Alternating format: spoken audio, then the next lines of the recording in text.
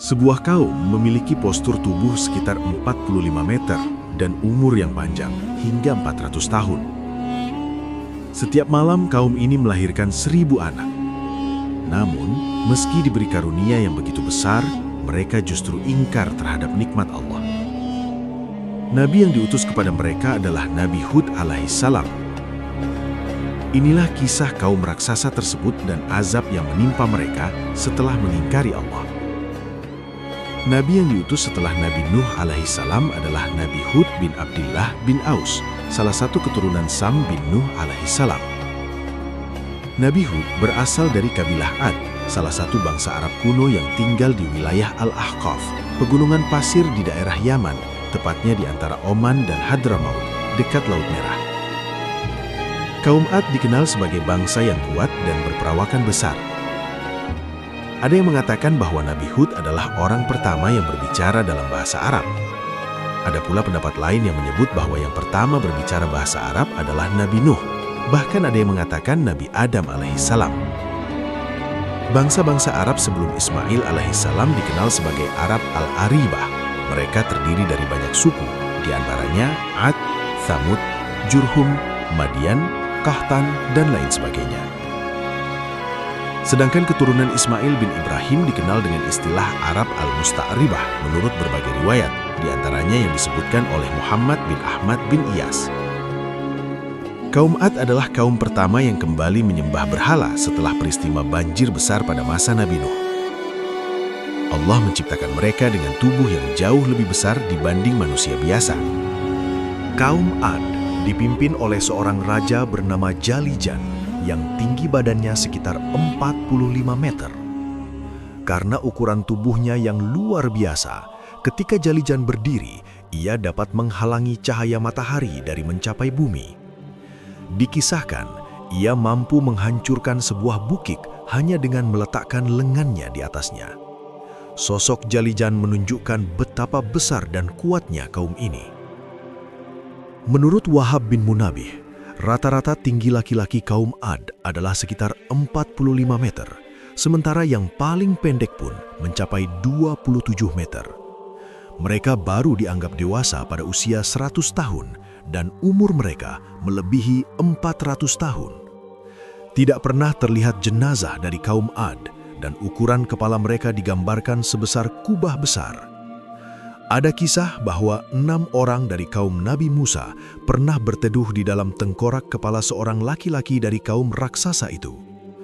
Ka'ab bin Aslam menyebut bahwa ia pernah melihat seekor serigala beserta anak-anaknya berkumpul di dalam kelopak mata tengkorak seorang dari kaum Ad. Zaid juga pernah menimbang gigi geraham salah satu dari mereka dan beratnya mencapai 10 kilogram, sesuatu yang hampir tidak bisa dibayangkan manusia. Setelah banjir besar Nabi Nuh, kaum Ad semakin jauh dalam kesesatan. Meski memiliki kekuatan dan kekuasaan besar, mereka terus menyembah berhala dan menolak seruan tauhid.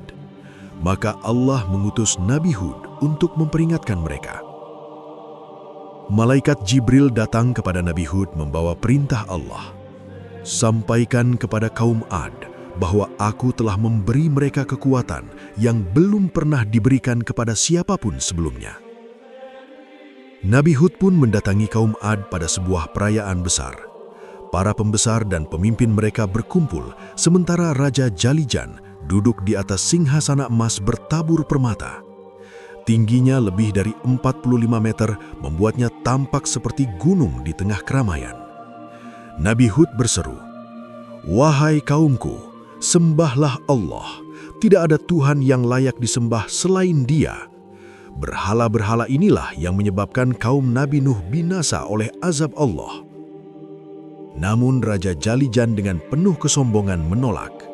"Celakalah engkau, wahai Hud, kami tidak butuh peringatanmu." Kaum Ad tetap tidak mau mendengar. Nabi Hud lalu memohon kepada Allah. Ia berdoa agar para wanita dari kaum itu menjadi mandul. Maka pada tahun itu tidak ada satupun wanita yang dapat hamil. Mereka pun panik dan melapor kepada Raja Jalijan. Namun sang raja tetap keras kepala. Allah lalu mewahyukan kepada Nabi Hud agar menyampaikan bahwa angin azab sedang disiapkan untuk mereka. Namun kaum Ad tetap menolak kebenaran. Allah kemudian menghentikan hujan dari negeri mereka selama 7 tahun. Tanah mengering, ternak mati, dan kelaparan melanda hingga setengah dari kaum mereka meninggal. Akhirnya mereka mengutus beberapa orang untuk memohon hujan ke Baitullah. Namun ketika singgah di rumah Muawiyah bin Bakar, mereka berpesta dengan minuman dan biduan, terlena hingga sebulan, lupa tujuan mereka. Setelah sadar, barulah mereka berdoa di Mekah. Allah mengirim 3 jenis awan untuk dipilih. Tanpa berpikir panjang, mereka memilih awan hitam, menyangka awan itu membawa banyak air. Awan itu pun diarahkan ke negeri kaum Ad. Saat melihat awan hitam, mereka bergembira dan berkata, "Inilah awan yang akan menurunkan hujan kepada kita." Namun mereka keliru. Awan itu justru membawa angin dahsyat yang membinasakan. Angin itu menerpa mereka selama 7 malam 8 hari, sebagaimana Allah firmankan dalam surah Al-Qamar. Angin itu menghancurkan mereka seperti batang kurma yang lapuk. Mereka berusaha bersembunyi di dalam gua dan istana megah, tetapi angin itu mengejar dan mencabut nyawa mereka satu persatu. Rasulullah SAW pernah menggambarkan bahwa angin itu bergulung-gulung seperti api dipimpin oleh para malaikat. Sementara itu, Nabi Hud dan kaumnya yang beriman sudah terlebih dahulu berlindung di tempat aman. Mereka tidak merasakan sedikit pun azab tersebut dan tetap tenang serta nyaman. Sedangkan kaum Ad diterbangkan antara langit dan bumi, dihantam batu-batu hingga hancur luluh. Demikianlah akhir tragis bagi kaum raksasa yang sombong dan ingkar kepada Allah. Di balik semilir angin panas yang diukir oleh pegunungan pasir yang tak berujung, tersembunyi sebuah peradaban yang kemegahannya nyaris menembus langit. Inilah Ar-Ramlah, negeri yang diberkati sekaligus dikutuk, tempat tinggal kaum Ad. Dinding-dinding kota mereka menjulang tinggi, dibentuk dari bongkahan batu besar. Pilar-pilar istananya melebihi ketinggian pohon kurma yang paling menjulang. Namun, bukan arsitektur itu yang menjadi keajaiban utama, melainkan penghuninya. Mereka adalah bangsa raksasa. Rata-rata tinggi laki-laki kaum Ad mencapai 40 hingga 45 meter. Jika mereka berdiri di lapangan kota, siluet tubuh mereka mampu menaungi separuh area seolah-olah matahari telah terbenam mendadak. Umur mereka tidak kalah luar biasa, kebanyakan hidup hingga melewati 400 tahun, menyaksikan pergantian musim dan generasi dengan tatapan mata yang penuh kebosanan. Namun, di tengah segala karunia postur dan usia ini, kekuatan terhebat kaum Ad bersemayam pada kaum wanitanya. Para perempuan raksasa Ad, mereka adalah sumber kekuatan yang paling dibanggakan. Setiap malam, nyaris tanpa jeda, setiap perempuan dalam usia subur mampu melahirkan hingga 1000 bayi. Kelahiran massal ini adalah pemandangan rutin yang dirayakan. Suara tangis ribuan bayi yang baru lahir, meskipun kecil, jika digabungkan, akan menciptakan gemuruh merdu yang menandai kelanjutan kekuasaan kaum Ad. Dalam satu generasi, populasi mereka bisa melonjak tak terhitung menjadi bangsa yang tak tertandingi di muka bumi. Raja Jalijan, penguasa tertinggi kaum Ad, bangga dengan kekuatan militernya yang tak tertandingi, tetapi ia tahu bahwa tahtanya berdiri tegak di atas pondasi kesuburan para wanitanya. Raja Jalijan yang sendiri tingginya hampir mencapai 45 meter, memerintah dari singgasana emas yang megah, sering mengadakan festival untuk memuja berhala-berhala batu mereka yang terbesar dinamai Syammat, simbol kekuatan dan kesuburan abadi. Malam itu, bulan purnama bersinar penuh di atas Ar-Ramlah. Bukan festival panen atau perayaan kemenangan perang yang diadakan, melainkan malam kelahiran Akbar. Ratu Jalijan, istri Raja Jalijan, berada di tengah panggung yang ditinggikan, dikelilingi oleh para pemimpin perempuan kaum Ad lainnya. Ratu Jalijan, yang tubuhnya sedikit lebih pendek dari suaminya, namun jauh lebih lebar, mengenakan mahkota yang terbuat dari emas murni dan permata besar. Dia melangkah maju, suaranya yang tebal dan dalam menggema ke seluruh alun-alun kota. Suara yang biasanya menandakan kelahiran baru, kini dipenuhi keangkuhan yang berlebihan. "Lihatlah kita, wahai rakyatku," seru Ratu Jalijan. Lengan raksasanya terentang lebar, menunjuk kepada deretan tempat tidur bersalin yang dipenuhi ribuan bayi yang baru saja lahir. "Dengarkan suara tangis ini. Ini adalah janji bahwa kaum Ad tidak akan pernah binasa." Para perempuan raksasa di sekitarnya tertawa bangga. Tawa mereka yang bergema dari tubuh sebesar bukit kecil terdengar seperti guguran batu. "Kami melahirkan ribuan keturunan dalam satu malam. Kami adalah sumber kehidupan yang tak pernah kering," lanjut Ratu Jalijan menatap angkuh ke langit malam yang gelap. "Siapakah yang bisa menandingi karunia ini? Tidak ada." Keangkuhan mereka telah melampaui batas syukur. Mereka lupa bahwa karunia itu datang dari Yang Maha Kuasa. Mereka mulai menyombongkan kekuatan diri, seolah-olah mereka adalah pencipta kehidupan itu sendiri, bukan sekedar penerima anugerah. Ratu Jalijan menunduk memandang patung Syammat yang berkilauan di bawah cahaya obor. "Kami menyembah berhala yang kuat, yang telah memberi kami rahim tak terbatas. Rahim kami adalah keajaiban, kekuatan kami adalah abadi." Sikap inilah merasa memiliki kekuatan mutlak atas kehidupan dan kelahiran yang menarik perhatian dari langit. Dalam kemegahan yang mereka bangun, mereka telah menempatkan diri mereka setara dengan Tuhan. Mereka meninggalkan ajaran tauhid, menyembah berhala, dan merayakan kesombongan. Kaum Ad tidak hanya melupakan Tuhan mereka, tetapi mereka juga menjadikan karunia terbesar mereka sebagai alat untuk meninggikan diri. Bagi mereka, kelahiran ribuan bayi setiap malam adalah bukti tak terbantahkan bahwa tidak ada entitas di alam semesta yang mampu menghentikan laju pertumbuhan dan kekuasaan mereka. "Tidak ada kekuatan di langit maupun di bumi yang dapat menghentikan kami," teriak Ratu Jalijan mengakhiri pidatonya dengan gemuruh. Di tengah keramaian dan sorakan bangga kaum raksasa itu, ada sebuah bayangan kecil bergerak mendekat. Sosok itu jauh lebih rendah dari lutut Ratu Jalijan, membawa ketenangan yang kontras dengan hiruk-pikuk kesombongan. Inilah Nabi Hud alaihi salam, utusan Allah yang diutus untuk membangunkan mereka dari kelalaian. Kehadiran beliau adalah awal dari pertarungan antara keangkuhan yang setinggi langit dan kekuatan sejati yang mengendalikan segalanya. Di tengah keriuhan malam kelahiran Akbar, di mana ribuan bayi baru terus-menerus menangis, dan Ratu Jalijan masih memekikkan kesombongan dari panggung batu, muncullah sosok yang aneh. Nabi Hud berdiri tegak.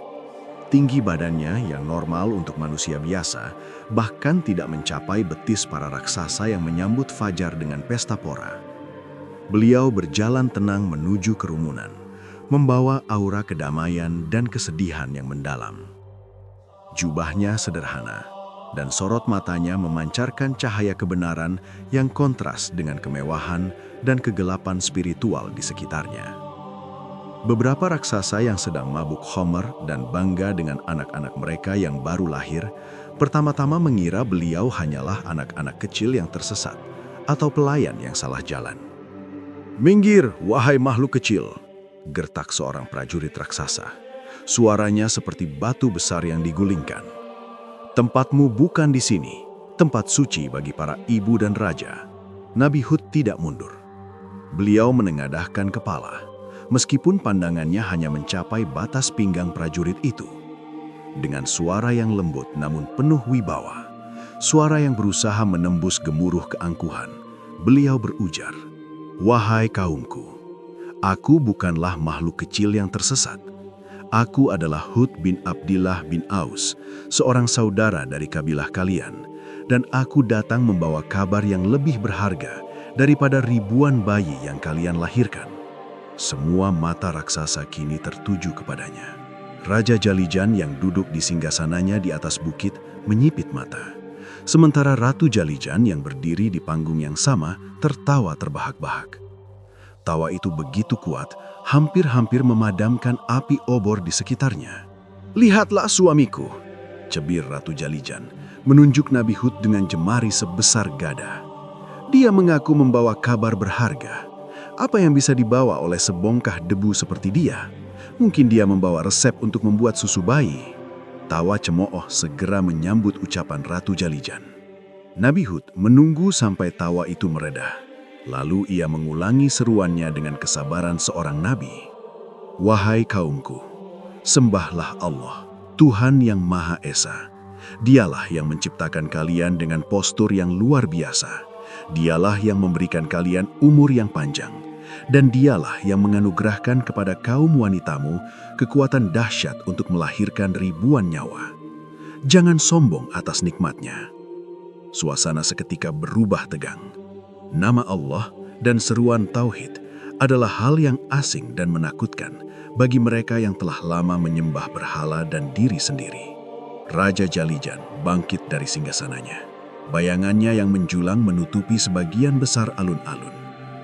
Engkau berani datang ke sini di tengah perayaan kekuatan kami dan menyuruh kami meninggalkan Tuhan kami yang telah memberi kami segalanya, raung Raja Jalijan.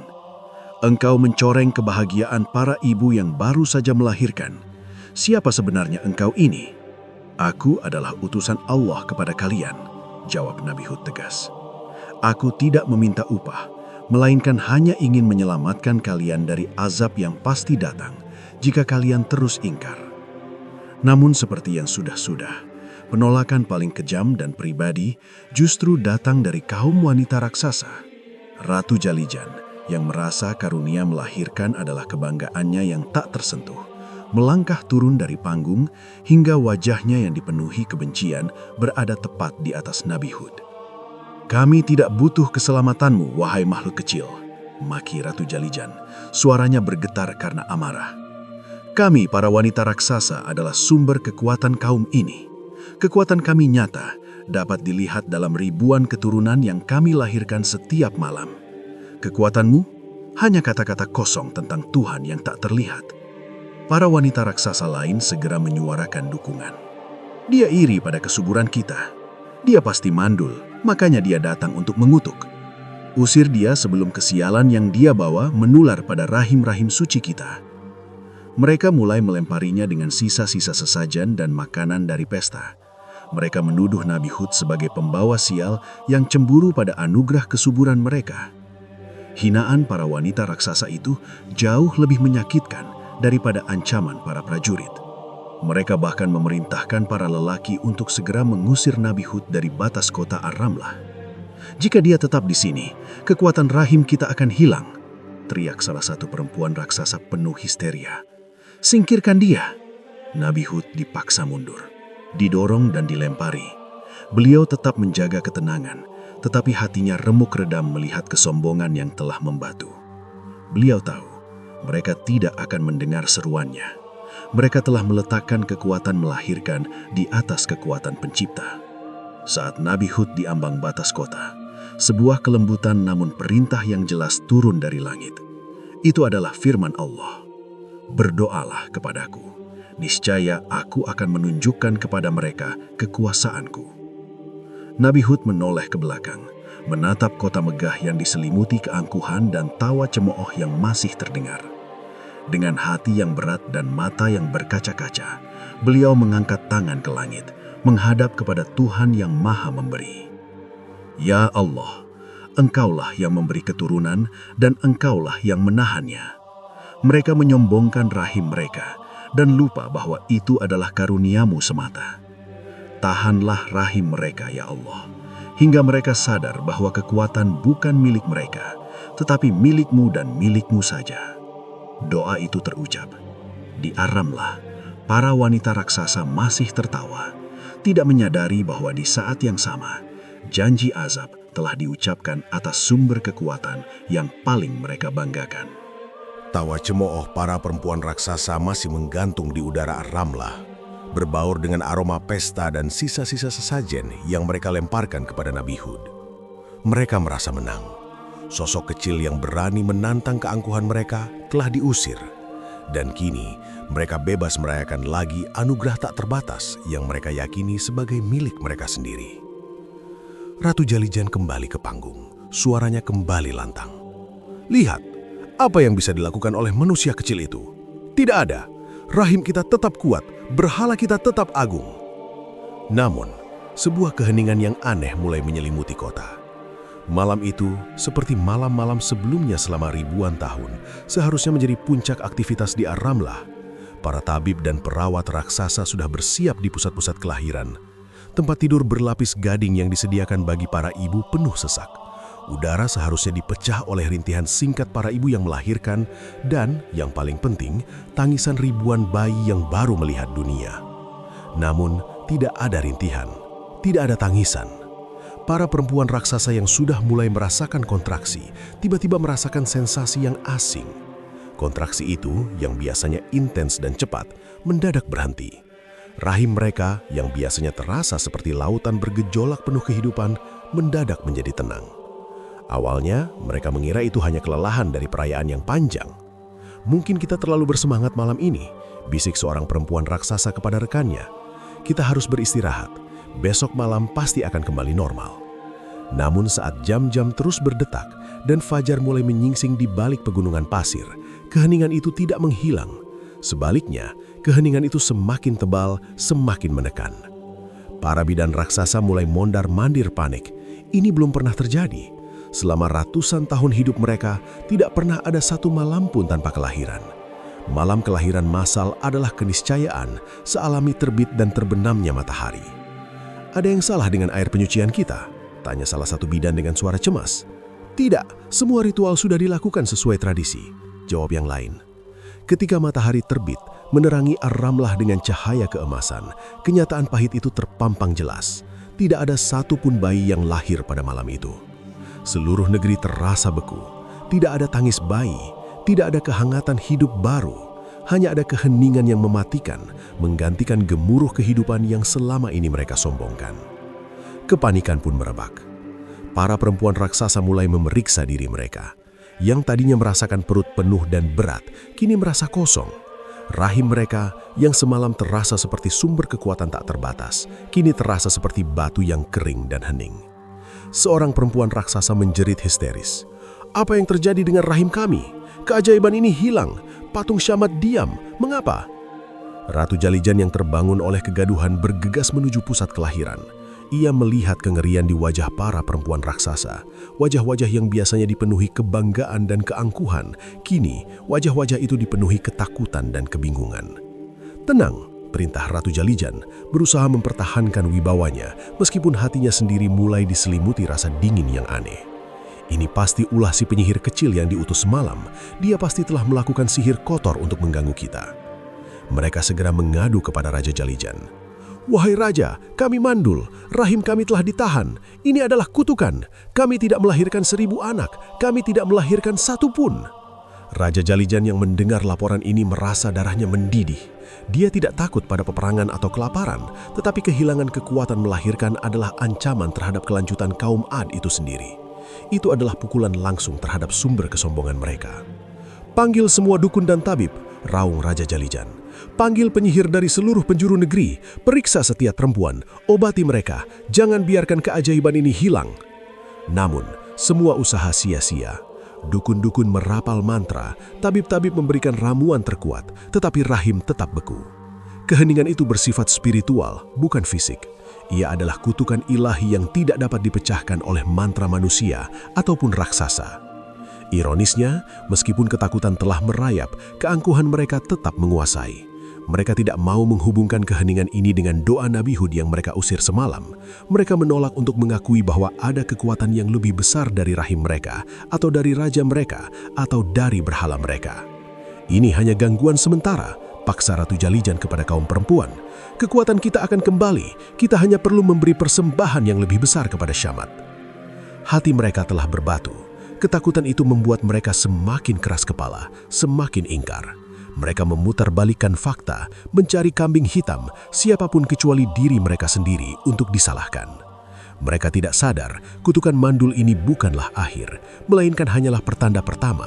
Ini adalah belas kasihan terakhir yang diberikan Allah, kesempatan untuk bertaubat sebelum azab yang sesungguhnya datang. Di luar batas kota Ar-Ramlah, Nabi Hud duduk di bawah terik matahari, menanti. Beliau tahu, keheningan di kota itu adalah jawaban atas doanya. Beliau hanya bisa berharap semoga keheningan itu cukup untuk melunakkan hati para raksasa yang angkuh itu. Namun di Ar-Ramlah, mereka memilih ketakutan yang berujung pada keras kepala. Mereka memilih untuk menghadapi azab yang akan datang dengan kesombongan yang sama.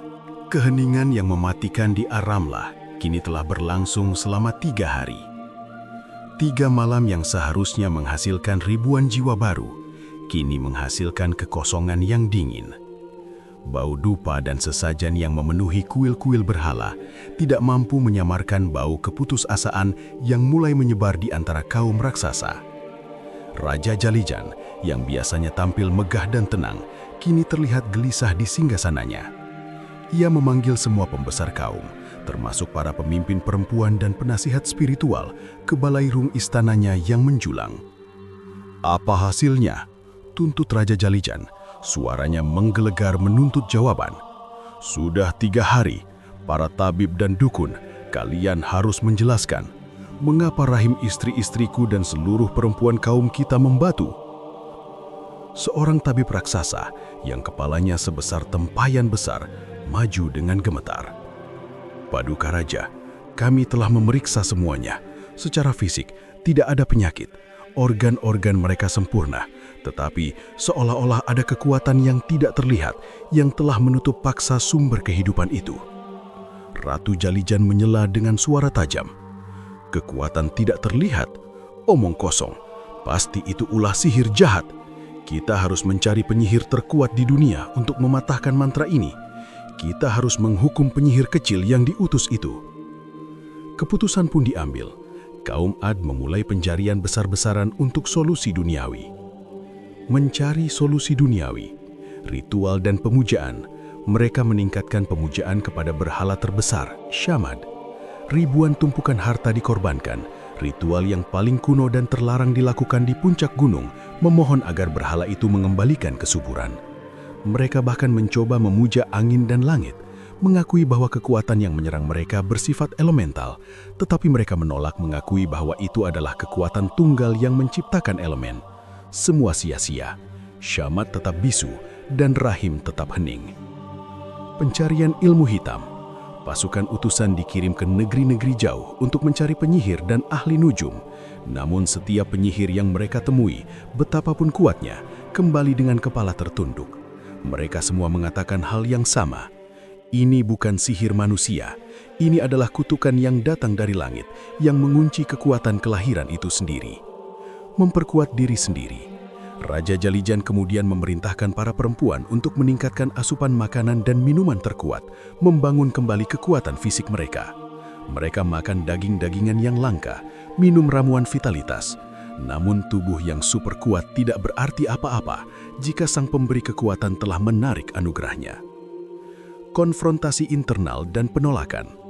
Seiring waktu berjalan, hari-hari tanpa kelahiran menjadi minggu-minggu tanpa kelahiran. Kepanikan perlahan berubah menjadi keputusasaan yang dingin. Namun ironisnya, keputusasaan itu tidak menghasilkan taubat, melainkan kekerasan hati yang lebih dalam. Ratu Jalijan adalah yang paling menolak kebenaran. Hilangnya kesuburan adalah hilangnya identitas dan kekuasaan baginya. Ia tidak bisa menerima bahwa dirinya yang selama ini diagungkan sebagai sumber kekuatan kaum Ad kini telah menjadi simbol kelemahan. "Kita tidak akan mengakui bahwa doa seorang manusia kecil telah mengalahkan kita," seru Ratu Jalijan di hadapan para perempuan raksasa. "Ini adalah ujian, berhala kita sedang menguji iman kita. Kita harus lebih sombong, kita harus lebih kuat." Ia mulai menyebarkan narasi baru. Ini bukanlah kutukan, melainkan istirahat yang diberikan oleh berhala kita. Rahim kita terlalu kuat sehingga diberi waktu untuk tidur. Ketika bangun nanti, kita akan melahirkan bukan 1.000, tetapi 10.000 bayi. Kaum perempuan raksasa karena terlalu takut untuk menghadapi kebenaran pahit bahwa mereka telah kehilangan kuasa, memilih untuk percaya kepada kebohongan yang menghibur ini. Mereka bersikeras bahwa kekuatan mereka hanya ditidurkan. Kembalinya Nabi Hud, peringatan terakhir. Melihat kerasnya hati kaumnya, Nabi Hud kembali lagi ke perbatasan kota. Kali ini beliau datang bukan untuk mengancam, namun untuk menawarkan solusi yang tulus di tengah penderitaan yang baru. Beliau berdiri di dekat gerbang kota, tubuhnya terlihat sangat kecil di bawah bayangan pilar. "Wahai kaum Ad, kalian telah mencari jawaban di batu, di lumpur, dan di ilmu hitam. Kalian telah membuang harta untuk memanggil penyihir, tetapi kalian tidak mau menoleh kepada yang memberi karunia.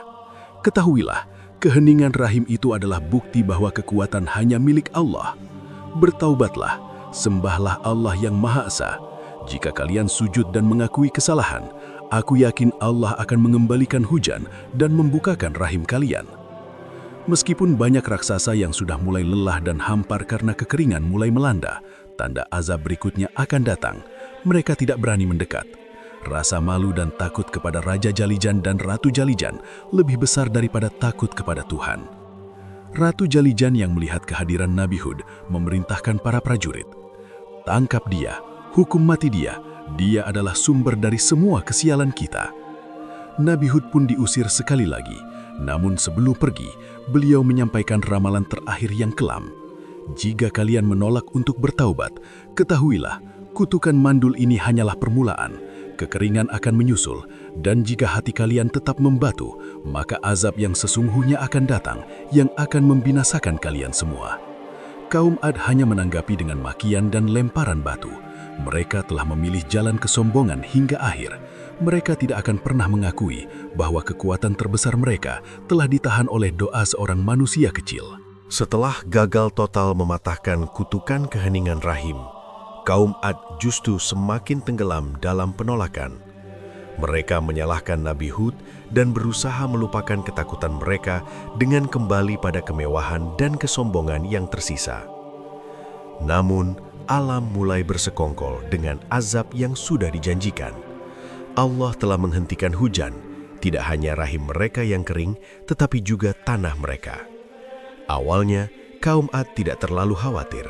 Mereka bangsa yang kuat, istana mereka dibangun untuk bertahan, dan mereka memiliki persediaan makanan serta air yang luar biasa melimpah.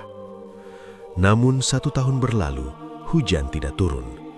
2 tahun berlalu, kekeringan mulai terasa dampaknya. Sungai-sungai yang biasanya deras mengalir dari pegunungan perlahan surut. Kolam-kolam penampungan air mulai mengering. Rumput yang menjadi pakan ternak raksasa mereka yang juga berukuran masif menguning dan mati. Pada tahun ketiga kekeringan, penderitaan fisik mulai menyamai penderitaan psikologis yang disebabkan oleh kutukan mandul. Penderitaan ganda. Kekeringan fisik. Matahari terasa membakar. Angin yang melintasi Ar-Ramlah kini bukan lagi angin sejuk pegunungan, melainkan angin kering yang membawa debu dan pasir. Hewan-hewan ternak mereka yang selama ini menjadi sumber makanan utama mati satu persatu karena kehausan. Bangkai-bangkai raksasa yang membusuk di padang pasir menjadi pemandangan sehari-hari. Kekeringan jiwa. Kebutuhan dasar menjadi langka. Persaingan untuk mendapatkan sisa air bersih memicu konflik internal. Kaum yang selama ini sombong akan kekayaan dan kekuatan mereka kini berebut setetes air. Ironisnya, karena tidak ada bayi yang lahir, mereka tidak perlu lagi memikirkan pasokan susu bayi, tetapi mereka malah kesulitan mendapatkan air untuk bertahan hidup. Raja Jalijan dan Ratu Jalijan masih berusaha tampil kuat. Mereka memerintahkan sisa-sisa air di istana dihemat habis-habisan, tetapi rakyat biasa mulai menderita parah. "Kita harus bertahan," teriak Raja Jalijan. "Ini adalah ujian yang akan berlalu. Siapa kita? Kita adalah Ad. Kita tidak akan binasa hanya karena sedikit haus." Namun kekeringan terus berlanjut hingga tahun kelima. Setengah dari populasi mereka telah binasa. Mereka yang masih hidup menjadi lemah dan kurus. Tubuh raksasa mereka tidak lagi terlihat perkasa, melainkan menjulang seperti kerangkai yang kelaparan. Kelaparan dan kehausan ini melemahkan mereka secara fisik, membuat mereka lebih rentan terhadap azab yang akan datang. Penolakan untuk bertaubat. Di tengah penderitaan yang semakin parah, beberapa orang tua dan anggota kaum yang lebih bijaksana mulai merangkak kebenaran. Mereka ingat peringatan Nabi Hud. Bukankah ini persis seperti yang dikatakan si utusan itu? Dahulu rahim kita kering, sekarang tanah kita kering. Ini semua pasti karena kita telah meninggalkan Allah, bisik mereka. Tetapi Ratu Jalijan dan pembesar kaum segera menekan suara-suara ini. Siapapun yang menyebut nama si pengutuk mandul itu akan diusir dari sisa-sisa mata air yang ada. ancam Ratu Jalijan. Ia menggunakan air dan makanan sebagai alat kontrol, memaksa mereka untuk tetap pada ingkar. Kaum Ad menghadapi penderitaan ganda.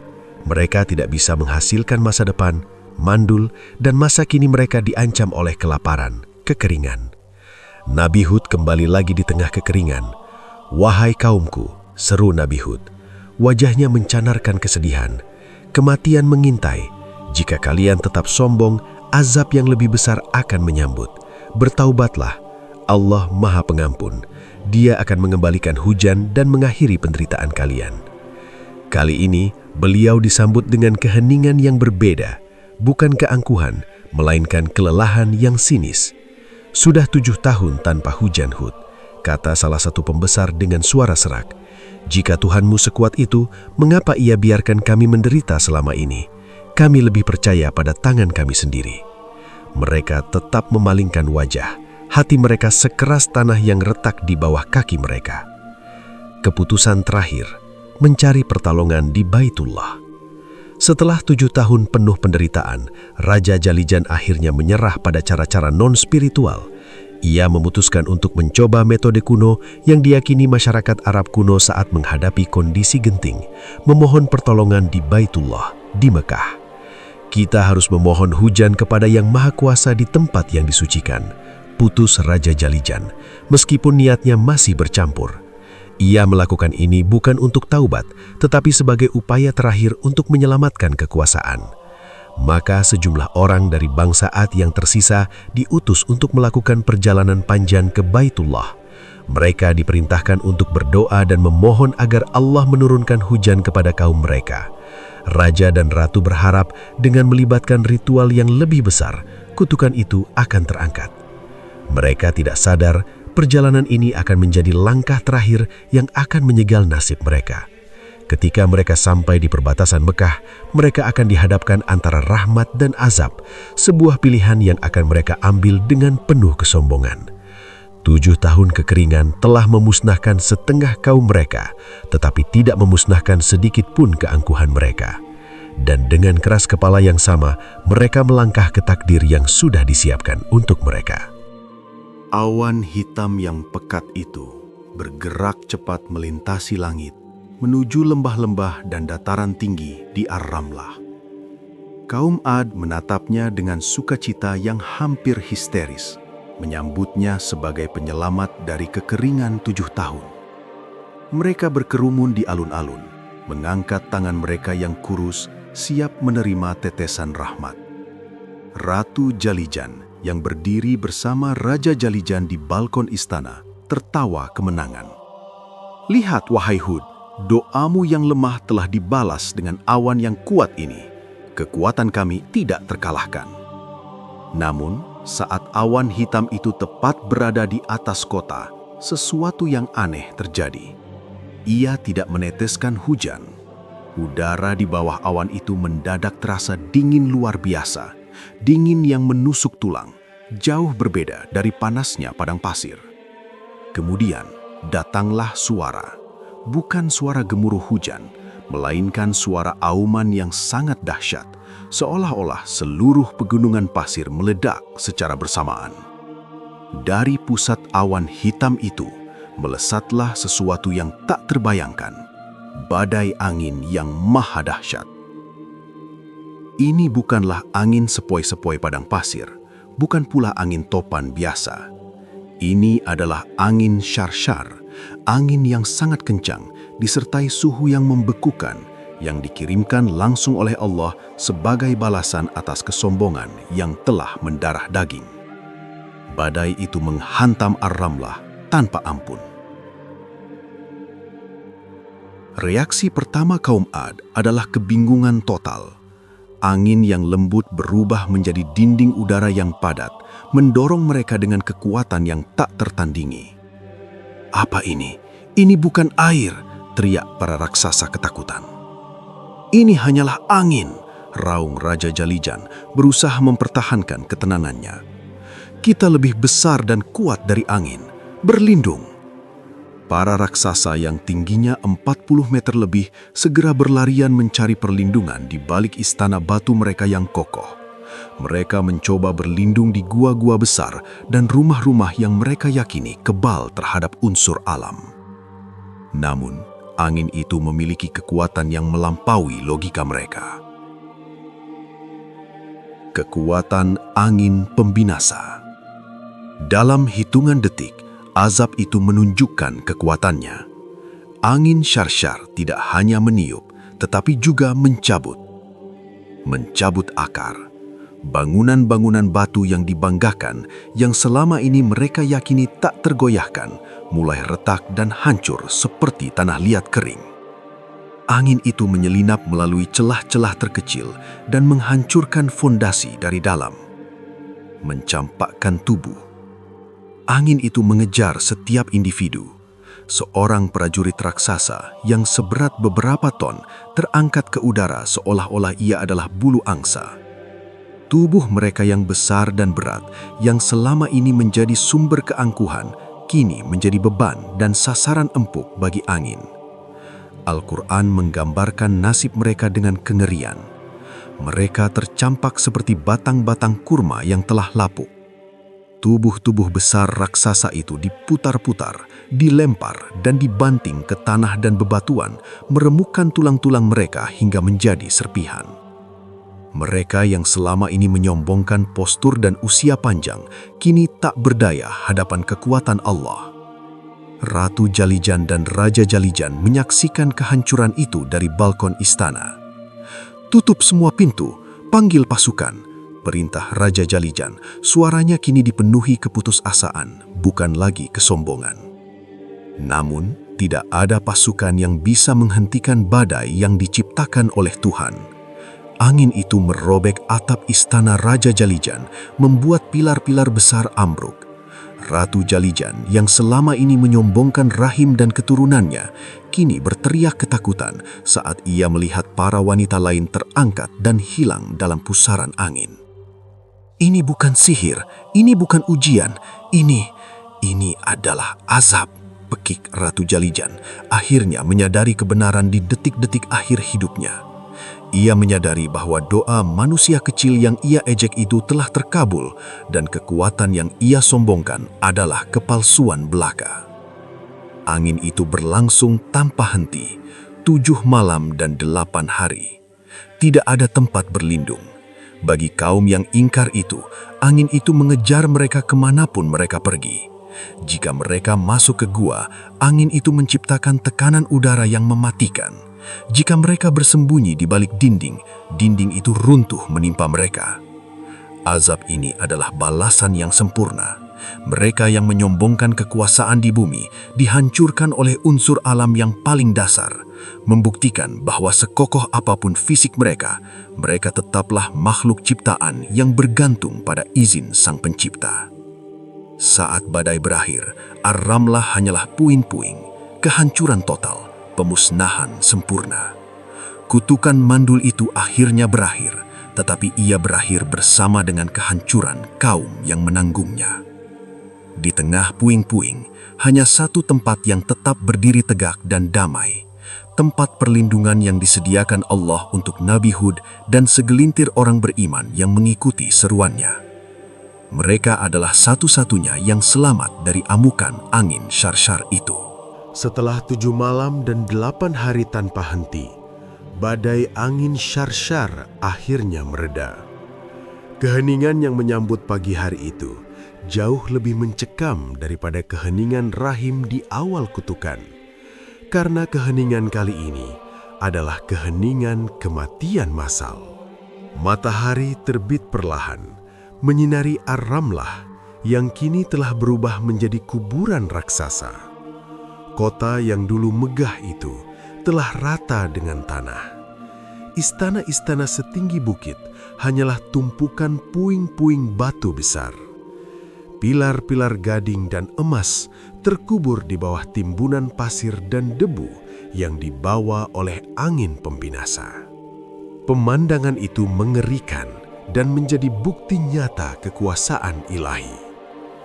Di mana-mana tergeletak sisa-sisa tubuh raksasa kaum Ad.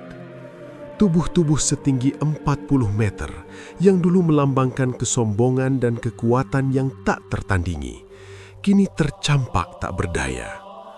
Angin telah mematahkan leher, memisahkan kepala dari badan, dan meremukkan tulang-tulang mereka, meninggalkan mereka dalam posisi menyedihkan, seperti batang-batang pohon kurma yang telah dicabut akarnya dan lapuk. Akhir dari keangkuhan. Raja Jalijan dan Ratu Jalijan yang tubuhnya ditemukan terhimpit di bawah puing-puing istana mereka adalah representasi akhir dari keangkuhan kaum Ad. Mereka yang menyombongkan postur, kekayaan, dan terutama kesuburan rahim kini tak lebih dari mayat-mayat besar yang tertutup debu. Kutukan mandul itu telah mencapai klimaksnya. Ia berakhir bersama kehancuran seluruh kaum, mengukuhkan fakta bahwa kekuatan yang mereka agung-agungkan hanyalah ilusi. Tidak ada satupun yang ingkar yang tersisa. Azab itu bersifat universal dan menyeluruh bagi mereka yang menolak kebenaran. Bahkan mereka yang sempat meragukan raja dan ratu, tetapi menolak bertaubat dan mengikuti Nabi Hud, ikut binasa. Alam sendiri telah menolak mereka. Selamatnya Nabi Hud dan kaum beriman. Di tengah kengerian kehancuran itu, sebuah oasis kecil berdiri tegak, tak tersentuh oleh amukan badai. Inilah tempat yang dilindungi oleh Allah, tempat Nabi Hud dan segelintir pengikutnya yang beriman berlindung selama 7 malam 8 hari. Mereka keluar dari tempat perlindungan, menyaksikan pemandangan yang menghancurkan itu dengan hati yang campur aduk. Ada kesedihan yang mendalam melihat kaum sendiri dimusnahkan, tetapi ada pula ketenangan karena janji Allah telah tergenapi dan kebenaran telah ditegakkan. Nabi Hud menatap Ar-Ramlah yang hancur, mata beliau dipenuhi air mata. Beliau telah menyeru mereka dengan kelembutan, memperingatkan mereka tentang azab yang akan datang, tetapi mereka memilih untuk mencemooh dan mengusirnya. Beliau kemudian mengucapkan sebuah ratapan yang abadi, menyesali kerasnya hati kaumnya. Wahai kaumku, sungguh aku telah menyampaikan kepada kalian risalah Tuhanku, dan aku telah menasihati kalian, tetapi kalian tidak menyukai para pemberi nasihat. Kutukan mandul itu, yang selama ini menjadi misteri dan sumber ketakutan kaum Ad, kini terjelaskan. Itu adalah alarm yang diberikan Allah untuk menguji kesombongan mereka. Ketika mereka gagal dalam ujian pertama, kutukan rahim, dan ujian kedua, kekeringan, azab terakhir pun diturunkan. Pelajaran dari tengkorak raksasa. Nabi Hud dan kaumnya yang selamat tidak lama tinggal di Ar-Ramlah.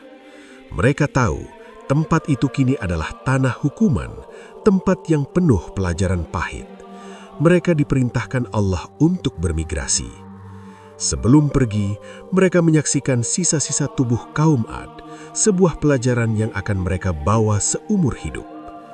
Dikisahkan dalam riwayat, tengkorak kepala seorang raksasa yang tersisa begitu besar hingga 6 orang bisa berteduh di dalamnya. Gigi geraham salah satu dari mereka ditimbang dan beratnya mencapai 10 kilogram. Peninggalan fisik kaum Ad ini yang ukurannya fantastis menegaskan 2 hal. Karunia Allah yang besar. Allah memang telah memberikan mereka karunia postur dan kekuatan yang tak terbayangkan. Akhir dari keangkuhan. Karunia sebesar apapun tidak berarti apa-apa jika tidak disertai rasa syukur dan ketaatan. Kutukan mandul, kekeringan, dan badai angin ini adalah siklus lengkap yang dimulai dari satu titik, kesombongan perempuan raksasa atas anugerah kesuburan. Mereka menolak kebenaran, menolak peringatan, dan akhirnya menuai hasil dari keangkuhan mereka. Nabi Hud dan kaum berimannya meninggalkan Ar-Ramlah menuju tempat baru yang dijanjikan Allah untuk mereka. Mereka membawa serta kisah kehancuran kaum Ad sebagai peringatan abadi bagi umat manusia yang akan datang. Ar-Ramlah, negeri yang dikelilingi gunung-gunung terukir angin, kini ditinggalkan dalam keheningan total. Hanya menyisakan bukit-bukit pasir dan tulang belulang raksasa, saksi bisu dari akhir tragis sebuah kaum